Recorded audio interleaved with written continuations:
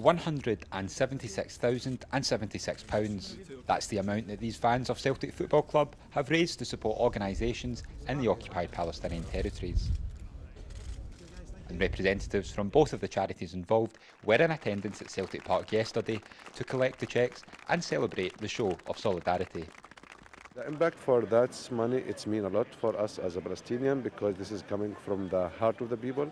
It's coming from over than 16,000 people, and that's people who know that money is going to a refugee camp and to keep the people struggling under the occupation. We know that Green Brigades, they are support the Palestinian people. So these people, they know the reality in Palestine and they are against the occupation. I think the more important message is to the world at large, which is that when there is oppression and you keep quiet, you take the side of the oppressor.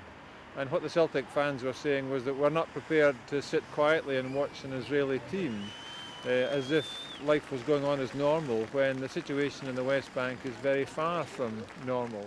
The story of this fundraiser dates back to last August and a certain Champions League qualifier against the Israeli champions Hapoel Beersheba. UEFA had warned Celtic fans against any display of solidarity with Palestine at this match. But the plea fell on deaf ears as Celtic ultras, the Green Brigade, staged this protest inside the stadium. And their action led to worldwide headlines and the inevitable UEFA fine for the display of an illicit banner. In response, the Green Brigade launched the Matchthefine for Palestine initiative, which did indeed match the fine many times over. So what are the origins of the charitable and indeed political beliefs of much of the Celtic support? Well, the club was founded back in 1888 by an Irish priest, Brother Walfrid, and its aim was to raise money for the poor Irish immigrants of Glasgow's East End, and the club very quickly became a focal point for that community. One of the organisers of the fundraiser told me why that history remains so important today.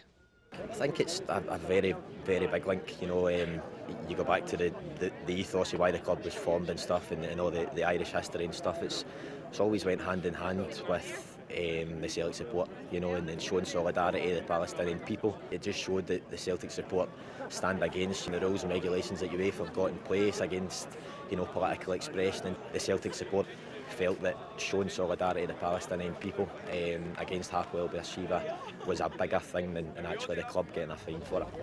But there are those who say football and politics should not be mixed. At the time of the display, former manager and club ambassador Davy Hay hit out at the gesture, arguing that a football stadium is not the place for such statements. We got in touch with Celtic, but they refused our request for a comment. So the game is over here today, and Celtic have beaten Hearts of Midlothian by 4-0. But for many fans who flocked to the East End of Glasgow today, it was about more than just the football. Today was a celebration of the very founding ethos and values of the club. And perhaps most importantly, it was about sending a message to the people of Palestine that, as this club's famous anthem goes, they'll never walk alone. Liam O'Hare, RT, Glasgow.